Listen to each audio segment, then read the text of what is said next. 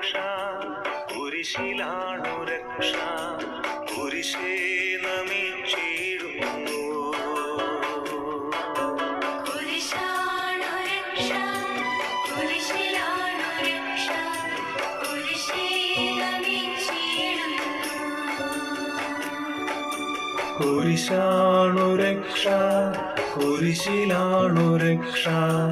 കുരിശേ നമിച്ചിടുന്നു.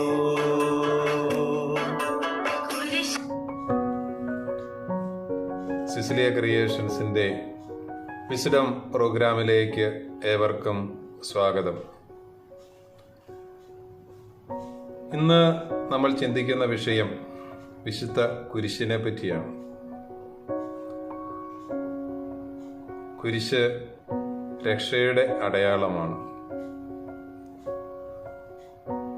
രണ്ട് വരകൾ ചേരുമ്പോൾ, വെർട്ടിക്കലായിട്ടും ഹൊറിസോണ്ടലായിട്ടുമുള്ള രണ്ട് വരകൾ ചേരുമ്പോൾ കുരിശായിട്ട് മാറുന്നു. പ്രിയമുള്ളവരെ, എന്താണ് ഈ കുരിശിൻ്റെ മീനിങ്? കുരിശിനെ പറ്റി അനേകം വ്യാഖ്യാനങ്ങൾ ഇതുവരെ ഉണ്ട് എങ്കിലും ഏറ്റവും ഉചിതമെന്ന് തോന്നുന്ന ഒരു വ്യാഖ്യാനമാണ് വിസ്ഡം ഇന്ന് ഇവിടെ അവതരിപ്പിക്കുന്നത്. വെർട്ടിക്കലായിട്ടുള്ള ഒരു വലിയ വരയും ഹൊറിസോണ്ടലായിട്ടുള്ള ഒരു ചെറിയ വരയും ചേർത്ത് വയ്ക്കുമ്പോഴാണ് കുരിശായിട്ട് മാറുന്നത്. എന്താണ് ഓരോ ലൈനും അർത്ഥമാക്കുന്നത്? വെർട്ടിക്കലായിട്ടുള്ള ലൈൻ അർത്ഥമാക്കുന്നത് സ്വർഗവും ഭൂമിയും തമ്മിലുള്ള ബന്ധമാണ്. സ്വർഗത്തിലായിരിക്കുന്ന ദൈവവും ഭൂമിയിലായിരിക്കുന്ന മനുഷ്യനും തമ്മിലുള്ള ഒരു ബന്ധത്തെയാണ് ഈ വെർട്ടിക്കലായിട്ടുള്ള ലൈൻ സൂചിപ്പിക്കുന്നത്. അങ്ങനെയാണെങ്കിൽ ഹൊറിസോണ്ടലായിട്ടുള്ള ലൈൻ എന്തിനെയാണ് സൂചിപ്പിക്കുന്നത്? ഹൊറിസോണ്ടലായിട്ടുള്ള ലൈൻ മനുഷ്യനും തമ്മിലുള്ള ബന്ധത്തെയാണ് സൂചിപ്പിക്കുന്നത്. ദൈവവും മനുഷ്യനും തമ്മിലുള്ള ബന്ധവും മനുഷ്യനും തമ്മിലുള്ള ബന്ധവും കൂടിച്ചേരുമ്പോഴാണ് കുരിശിന് യഥാർത്ഥത്തിൽ ഒരു മീനിങ് ഉണ്ടാകുന്നത്. നമ്മൾ നോക്കുമ്പോൾ മനുഷ്യരക്ഷയ്ക്ക് വേണ്ടിയിട്ട് ദൈവം നൽകിയ 10 കൽപ്പനകളുടെ സാരാംശമാണ് ഈ വിശുദ്ധ കുരിശ് എന്ന് നമുക്ക് കാണുവാനായിട്ട് സാധിക്കും. ഈ 10 കൽപ്പനകളെ നമ്മൾ 2 കൽപ്പനകളായിട്ട് ക്രോഡീകരിക്കുന്നുണ്ട്. അതിൽ ഒന്നാമത്തേത്, നിന്റെ ദൈവമായ കർത്താവിനെ നീ പൂർണ്ണ ഹൃദയത്തോടും പൂർണ്ണ ശക്തിയോടും പൂർണ്ണ ആത്മാവോടും കൂടി സ്നേഹിക്കണം. രണ്ടാമത്തെ കൽപ്പന, നിന്നെപ്പോലെ നിന്റെ അയൽക്കാരനെയും സ്നേഹിക്കണം. അപ്പോൾ കുരിശിന്റെ വെർട്ടിക്കലായിട്ടുള്ള ലൈൻ സ്വർഗത്തിലായിരിക്കുന്ന ദൈവവും ഭൂമിയിലായിരിക്കുന്ന മനുഷ്യനും. ദൈവം മനുഷ്യനെയും മാലാഖമാരെയും എല്ലാം സൃഷ്ടിച്ചിരിക്കുന്നത് ദൈവത്തെ ആരാധിക്കുന്നതിനും ദൈവത്തെ സ്തുതിക്കുന്നതിനും വേണ്ടിയാണ്. അപ്പോൾ നമ്മളും ദൈവവും തമ്മിൽ എപ്പോഴും നല്ലൊരു സ്നേഹബന്ധത്തിൽ ആയിരിക്കണം.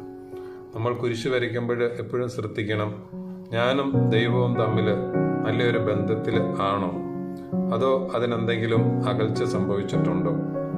ഹൊറിസോണ്ടലായിട്ടുള്ള ലൈൻ നമ്മൾ വരയ്ക്കുമ്പോഴും നമ്മൾ ചിന്തിക്കണം, നമ്മുടെ സഹോദരരുമായിട്ട് നല്ലൊരു ബന്ധത്തിലാണോ ഞാൻ കഴിഞ്ഞു പോകുന്നത്?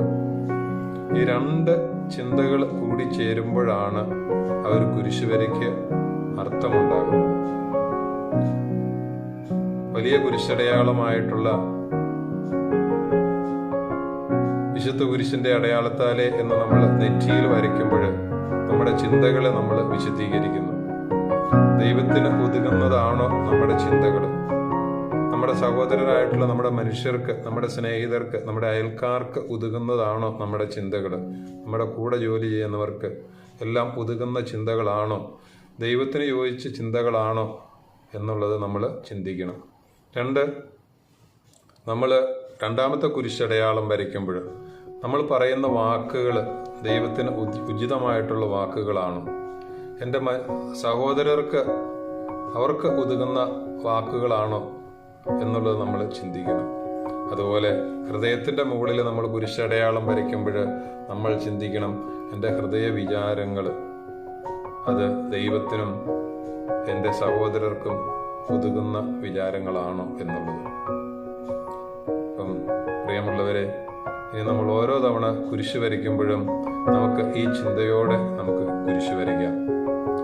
ദൈവവും നമ്മൾ തമ്മിലും നമ്മുടെ സഹോദരങ്ങൾ തമ്മിലും നല്ല ഒരു സ്നേഹത്തിൽ കഴിഞ്ഞു പോകുവാനായിട്ട് നമുക്ക് സാധിക്കട്ടെ. ഈ വിലയേറിയ അറിവ് നമ്മൾ നമ്മുടെ കുട്ടികളുമായിട്ടും പങ്കുവയ്ക്കണം. വീണ്ടും മറ്റൊരു ചിന്തയോടെ വിസ്ഡം വീണ്ടും നിങ്ങളുടെ മുൻപിൽ വരുന്നതാണ്. അതുവരെ എല്ലാവരെയും ഈശോ സമർത്ഥമായിട്ട് അനുഗ്രഹിക്കട്ടെ. ആമേൻ.